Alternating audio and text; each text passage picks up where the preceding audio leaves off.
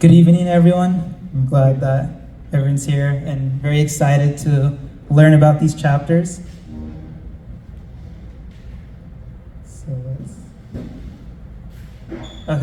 So we're going to start with a little recap of all the previous chapters. The current chapters, 44 to 46, that's towards the end. So we're going to go through majority of it towards the beginning of the chapters, but we're also going to hint at the last two chapters, which we'll be going over next month.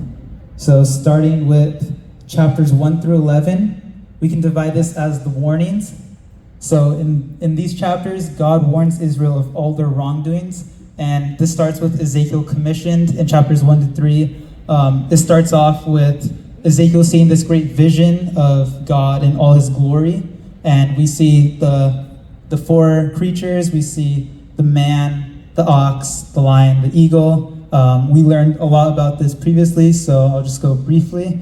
And all this time, Ezekiel is mute, which means he can't talk. So later on, when God tells him to preach to the people, he can't use words. So what does he have to use? He has to use signs. So this comes where in one act he is laying on his side, another act he is cutting off his hair, and this goes on, and then leading into the second segment, which is judgment.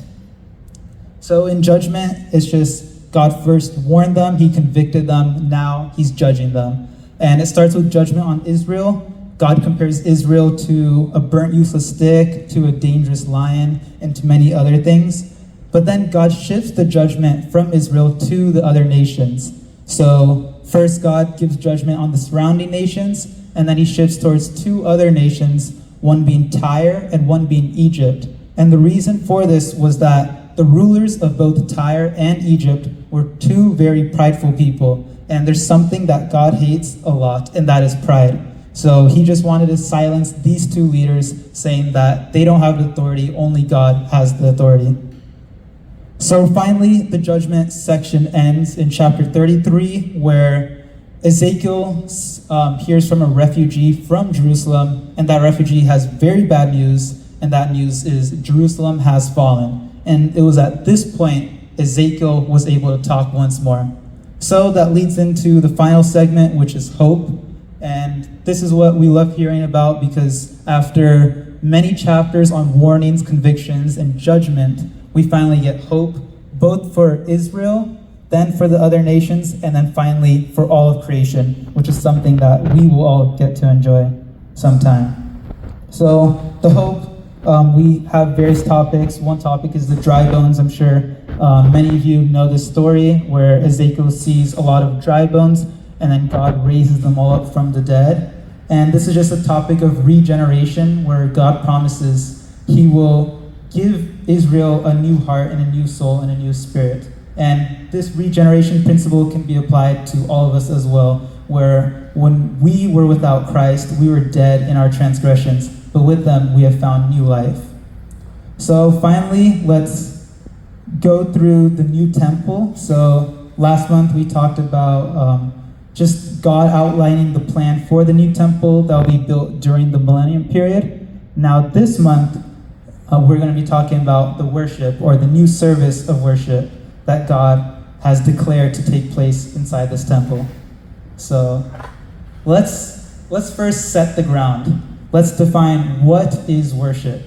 So throughout the ages, there have been many definitions of the word worship. It has evolved throughout time, but they have all been connected to each other, sort of interlocked. So let's start with the very first instance of worship ever mentioned in throughout all of history. And that is in Genesis chapter 18, where Abraham is bowing down to three mysterious people. So Abraham, very famous figure in the Old Testament, he sees three men. One of them people believe to be a physical manifestation of Jesus. And when he sees these three men, he bows in front of them. And that is the first mention of worship in the Bible. And in that definition, worship means to bow or fall down. Next, let's fast forward. Let's go to a little bit more modern times, but still not modern to current day. We have this word called Weirdskip. And this is an Old English term, and it basically just means worship. So piecing together the two words, so wordscape means worthiness, and shaka means to bow. So if you combine shaka and wordscape together, all together now we have to bow before worthiness. So that's just one sort of definition that can capture the entire term of worship just in its essence. And then to bow before worthiness has many other implications, and some of them being to give offerings, to sing praise, to show respect, and to obey. So we are going to get into more of all those things in the coming chapters. Okay, so now let's actually start with chapter 44. So this is going to be a little pop quiz for everyone. Let's see if everyone has been paying attention. So I'm going to point to this big monitor. We have the north gate, the east gate, and the south gate, and then the inner gates for all the corresponding directions. I want everyone to think where we are, or where Ezekiel is at the start of chapter 44. I'll give you all a moment to think. Okay, now that everyone has their answer, we are at the east gate, the east outer gate. So the significance of this gate is, one, the whole temple is oriented towards the east direction. So east is an important direction. That's the direction that God's glory came when we saw Ezekiel's vision earlier in the earlier chapters. And this was the very first starting point where Ezekiel began his tour of the temple in chapter 40. So in chapter 40, we saw Ezekiel was led by this heavenly tour guide. Some may know him as the Bronze Man or the Radiant Man. But here we see that Ezekiel is led by God. And so God is saying in this chapter, in these verses, that the gate has to be shut, since the gate is reserved for God alone. And this just shows that God is holy and set apart from all of us, so he has his own rules and regulations, and this gate only belongs to him, so no other man can use it, since God is holy, and it just means set apart. And it also says the gate will be shut. This is repeated 3 times in that sort of passage, since this is iterating the point that once God enters the temple, he will never leave the temple. So we can apply this saying, God is for us and he will always be for us, and we can rest assured that he will never leave nor forsake us. Okay, so now let's talk about the mysterious prince. So this prince, this is a person that's been commonly referred in these chapters 44, 45, and 46. And we see this first occurrence of him in verse 3 of chapter 44. And here it talks of a singular prince. So keep in mind that point, since we'll get into it later. But the Hebrew word for this prince is pronounced Nasi, which means an exalted one or a chief. So this prince, he gets exclusive rights. He gets to have fellowship with God, but only in the lobby of the east gate. So back in the previous slide, I said the east gate, the entrance is reserved for God alone, but the prince doesn't get to go through that gate, but he still gets to have fellowship with God in the lobby or the area of that gate.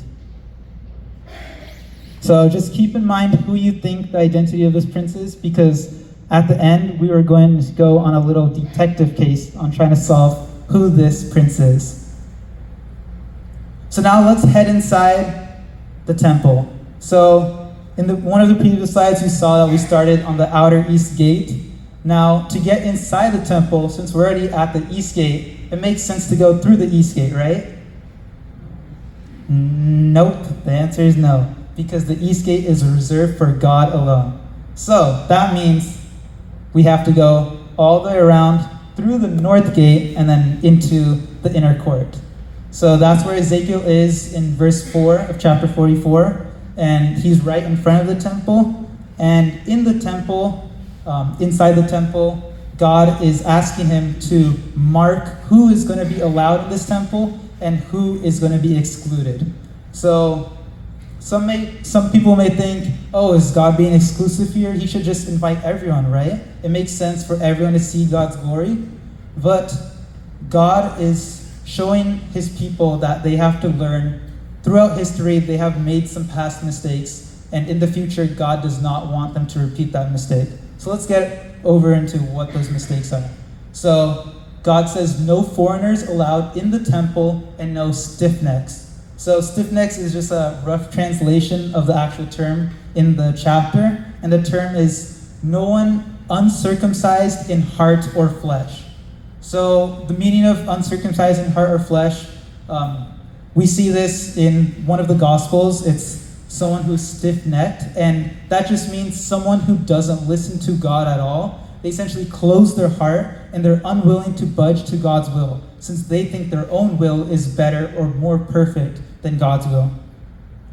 So the way to apply this is we are not meant to bring in people we don't really know well, or people who are not serving God, into positions of power or control in our ministries. So it's essentially like inviting Satan to have control, and Satan can then destroy the ministry from the inside out.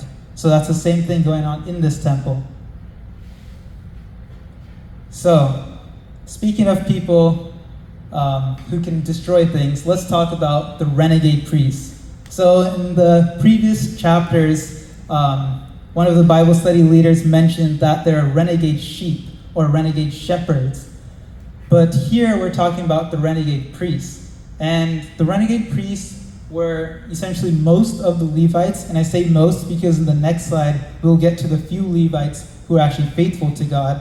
But these were essentially the bad Levites. These were the ones who kept leading people away from God. And we can recall from Exodus 32, we see the golden calf, and the Levites were involved in allowing people to worship this idol instead of worshiping God. So as punishment for again and again leading people away from God, they can only be gatekeepers and servants of the temple, and they're not allowed to do any priestly duties. So some people may think, they might perceive this verse, this section wrongly, and they might think, oh, if you turn your back on God, God is going to turn his back on you. But that's not quite the case that's going on. God didn't turn his back on these renegade priests. Instead, he restored them a little bit, but not fully. So this is just one step in the right direction to fully restore them sometime later. But here, the reason why he did not give them the higher end priestly duty task was to prevent their pride from going up. So it's sort of like, let's say someone keeps making a mistake over and over, and they're intentionally doing something wrong against you. You wouldn't want to keep giving them positive reinforcement on that, saying, oh yeah, what you're doing is good, I'm just going to act like everything is normal. You'd want to say, hey, what you're doing is wrong, and provide some punishments in place so that they would learn and come closer and do the right thing. So that's exactly what's going on here. So after the renegade priests, we have the Zadok priests. The Zadok priests, you can think of them as the opposite. These were ones, ever since Solomon's time in 1 Kings 2:35, they were faithful to God. They were the sons of Zadok, also from the tribe of Levi, and from the family of Aaron. So this just shows that because they were faithful to God, God rewarded them. And that's something we can apply in all of our lives. If we are faithful to God, he will reward us in return. So, we talked a lot about the good priest, the bad priest. Now, let's talk about how to become a priest, because I know all of you are very anxious to become a priest. It sounds very exciting, right? Well, here are 5 steps on how to become a priest. And as the picture states, once I present these 5 steps, you might be a little confused, but I'll explain more after I list them all out. So here it goes. Step number 1. Wear linen clothing. Okay, so I see someone has it, but maybe not all of you have it. Let's go on to other steps, and I'll explain why. Trim your hair. Okay, so this seems very odd. Doesn't really seem related to the first step, but let's just move on. Don't drink wine. Okay, so this is something I'll explain later. Become a judge. That seems like it took a little bit of a step there. And fifthly, don't go near a dead person. Okay, those seem like very odd, very specific steps, but we are not meant to, for the most part, we are not meant to take this literally, but more symbolically. So obviously these are steps that were the qualifications for the priests to do their priestly duties. And this is something that we can take as a guideline for us to follow in our own lives. So let's start with step number 1, linen garments. So God is not telling you if you wear cotton, if you wear wool, you are a sinner, you are condemned. He's not saying any of that. We're allowed to wear cotton, wool, or any other type of material. What God is saying here is that the linen garments in the Old Testament time, they were a symbolism of people who had duties and they kept cool in their duties. So wool or cotton, these were two materials that would make people sweat a lot, but the linen garments were something that would keep them cool. So what God is saying here is the linen garment is symbolic of the peace and the rest in the spirit and not the sweat of human effort. So sweat is something that can make you unclean, but since we are meant to be priests, we are meant to be clean and holy and set apart. So the symbolism is just when we're doing something for God, we should do it in the peace and rest of our spirits. We shouldn't do it in just the manual effort and say like, oh, this is very tiresome for our bodies. We're working hard for this. We shouldn't think of that. We shouldn't think of doing anything for God as our job, but we should think of it as our joy. So next point, trim your hair. This may sound quite odd, but the priests weren't allowed to shave their hair completely or grow it long. They were meant to keep it well trimmed. So let's take this symbolically. God is not condemning anyone for having long hair or shaving your head completely. But in the Old Testament, shaved hair was symbolic of sloppy or an apathetic attitude, which means they just don't care at all. And long hair was symbolic of a prideful attitude. So God is saying we have to be somewhere in the middle. Don't be sloppy and don't think of doing your work for God as something that doesn't really matter at all. And on the other end, don't think that because you're doing work for God, you are more important than everyone else. You have to be right in the middle. Think you have to do your work diligently and you have to do it humbly. So, step number 3, this is a bit of a controversial topic, but priests were not allowed to drink wine when doing their priestly service. Now, I'm not here to debate about whether drinking wine at all is a sin or anything like that. What I'm here to talk about is whenever you do something for God, as God was outlining in these chapters, you shouldn't inhibit your intelligence. And throughout the Bible, we see that drinking alcohol or doing anything like that was generally an unwise thing to do, and it's something that makes you lose control.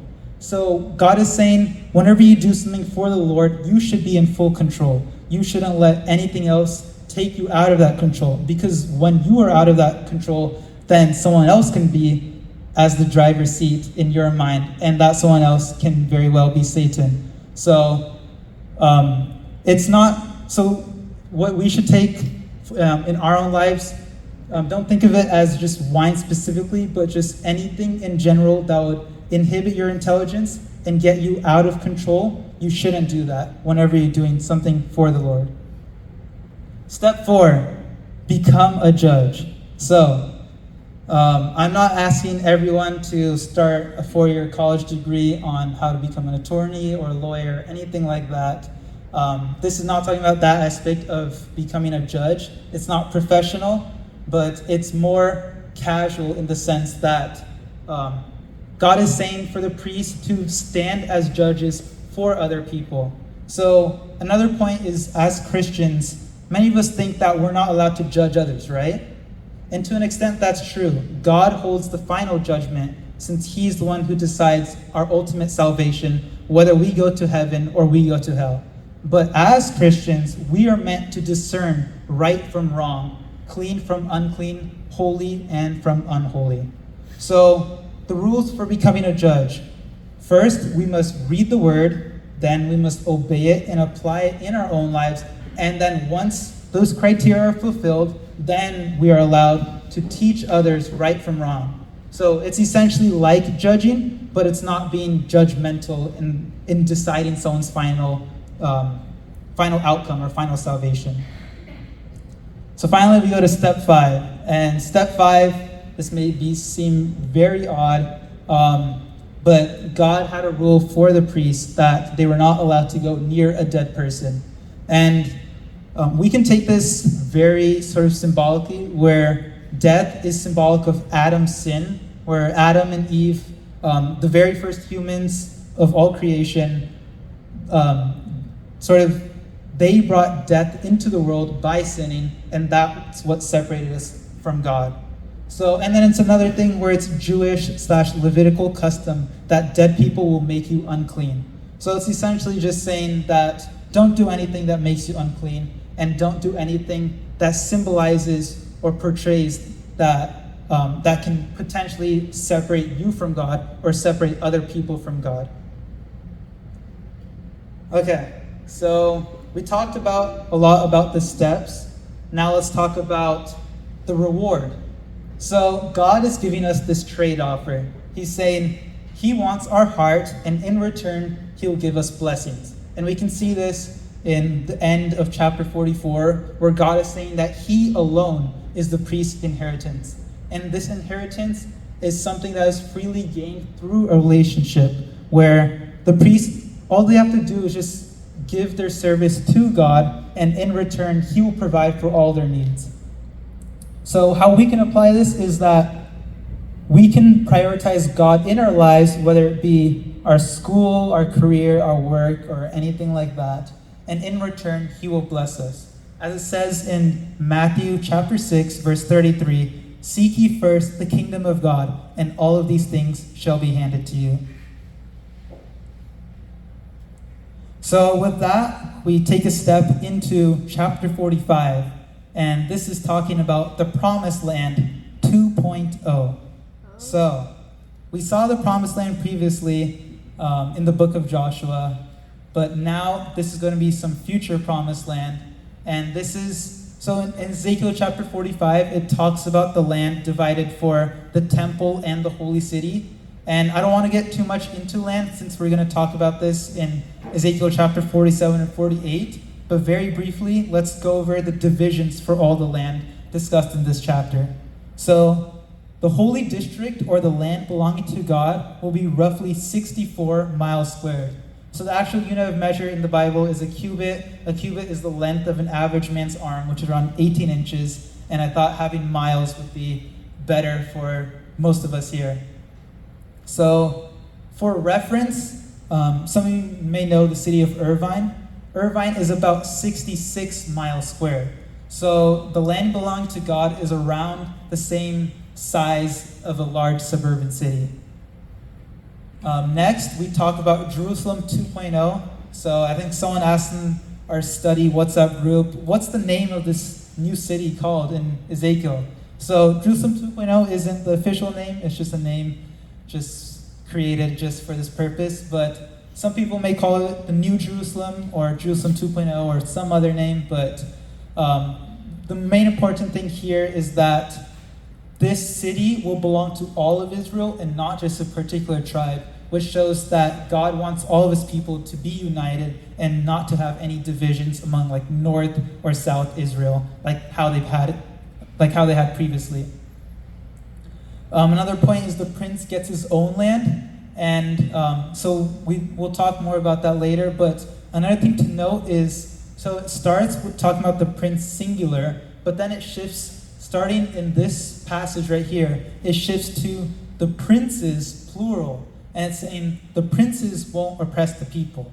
So this is a question that lots of scholars are still discussing, where is it just a singular prince? Is it multiple prince? What about the other prince talked about in chapter 44? Is he exalted above these other princes? Since we know there's obviously going to be multiple princes.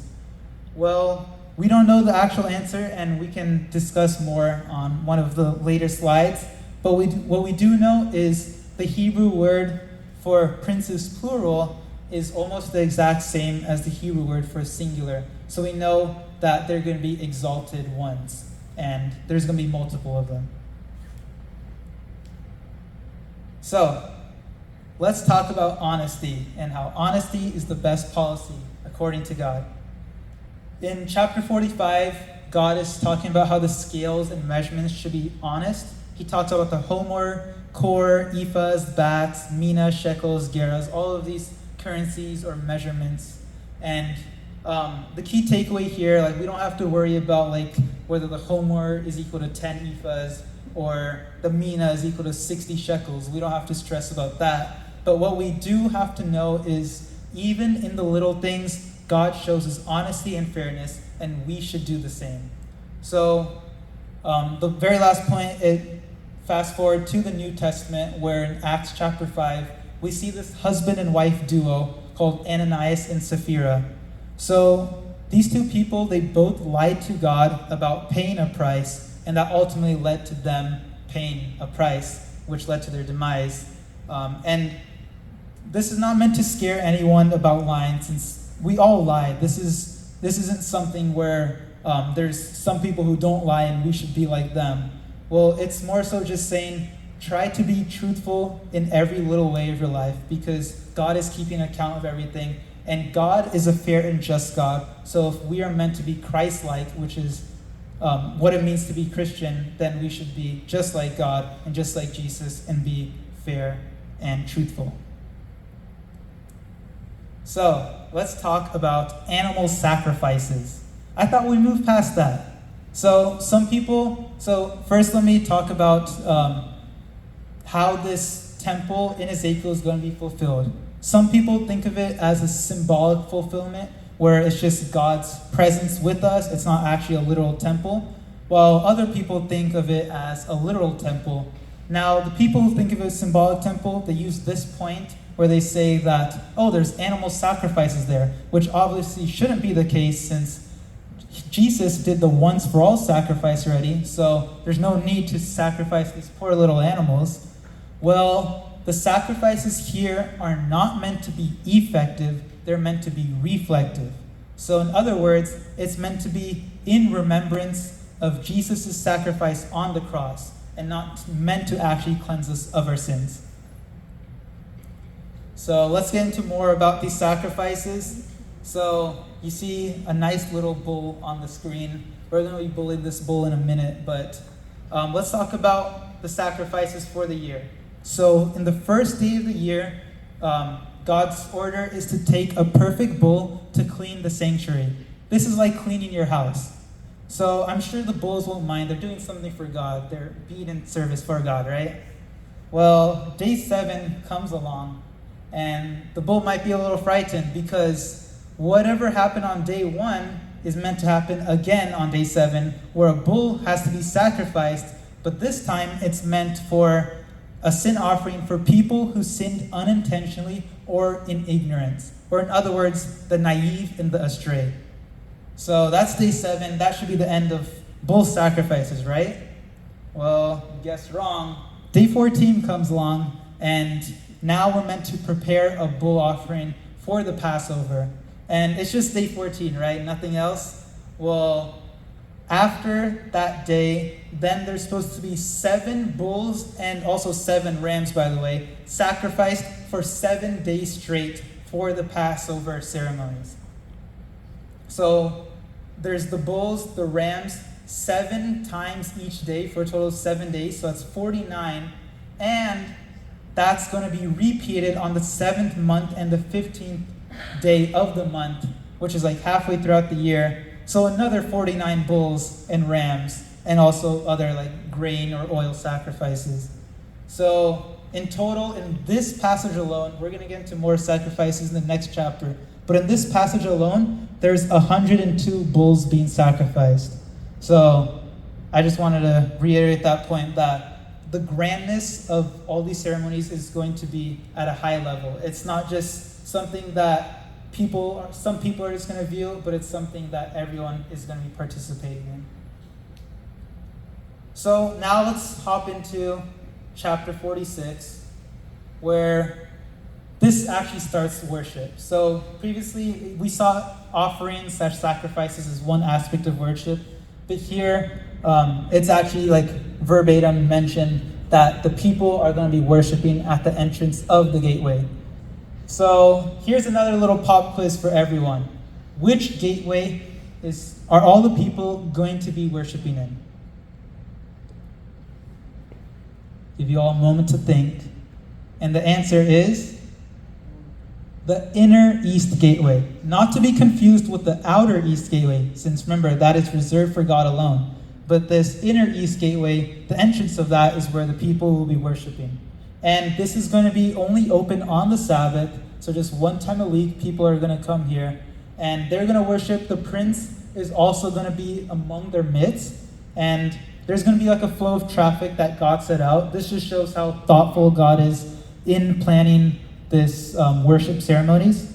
So you see these two arrows. If you enter through the south outer gate, then when you exit, you should exit by the north outer gate. And when you enter through the north outer gate, you should exit the opposite way down. It's just establishing a flow of traffic, which is it just goes to show that God has thought through everything and he has our best interests in his mind. So another thing is the prince also gets special privileges here. He gets to prepare a voluntary burnt offering. So it's just, voluntary just means free will. So whenever he feels like it, he can give some more offerings to God. And we are not like the same as the prince in that scenario, but today, in the present day, in our lives, we should also be like that. We shouldn't just think, okay, since the gates only open on Saturday or on the Sabbath, church is on Sunday, let's just only think about God or worship God on that day. That's not how we should think. We should think it's our joy to worship God, so let's worship him whenever we want to. Whenever we feel like it, we should worship God. So to close chapter 46, we have food for thought. So this is kind of a metaphor and a literal sense, where in every corner of the temple, there is going to be a kitchen. And the kitchen is to let the ministers, we saw previously that the ministers were the renegade priests, the Levites, where they're going to cook sacrifices for the people. And this just shows that worship wasn't just confined to just word and gesture. It wasn't just people offering sacrifices to God and singing praises to God. No, worship also included the experience of fellowship that comes from sharing a meal. And I mean, as everyone's sitting here today, earlier today we had a great meal. So it just shows how what we're practicing today will also be practiced in the future, where whenever we have fellowship in God's name, we are not only satisfying our spiritual hunger, but we can also satisfy our physical hunger. And the key takeaway here is that we should have a healthy fusion of both spiritual and social activities. So now let's get into the detective case. Okay, so coincidentally, all of you have been arranged into tables. So with your table, in a moment, you are going to you're going to be presented with some clues, 3 different clues from each chapter that we discussed today. And you are supposed to guess who you think this prince is. So I'm going to present you with 3 clues and 3 suspects. And we hear the word suspect as like a bad connotation, but in this case, it's a good thing because 3 suspects are really good and great people. So let's talk about clue number 1. The prince eats food with God. So if you want to turn your Bibles to chapter 44, verse 3, you'll find some more information that might help you. Next clue, the prince prepares a sin offering. So this clue is a bit cryptic because I intentionally left out some extra information that might help you pinpoint, at least will help you eliminate one of the suspects. So that's in verse 22 of chapter 45. Finally, the 3rd clue, he has children in chapter 46, verse 16.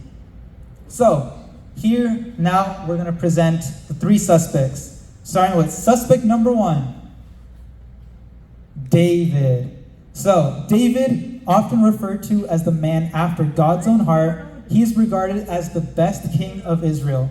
In Ezekiel, there are two mentions of David ruling over God's people in the future. In chapter 34, verse 24, and chapter 37, verse 25. Suspect number 2, Melchizedek. Known as both the king of Salem and the priest of the Most High God, Melchizedek is a very mysterious and complex person. What's most odd about him, though, is that he has no recorded beginning nor end in the Bible, which leaves some to wonder if he could still be alive today. And finally, last but not least, number 3, we have Jesus.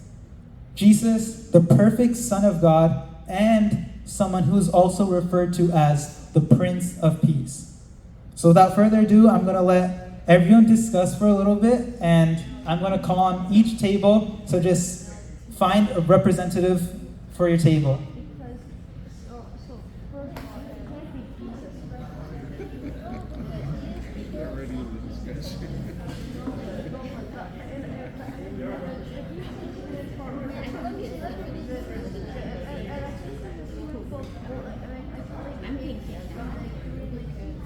So you're going with number 1.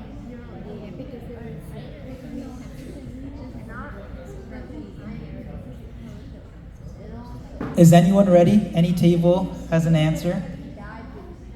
I'm going to go with the easy one, Jesus. Okay, now. Oh, we got one. We are the So tell us who you think the prince is and give a reasoning. So we thought that it was Jesus because in Ezekiel 46,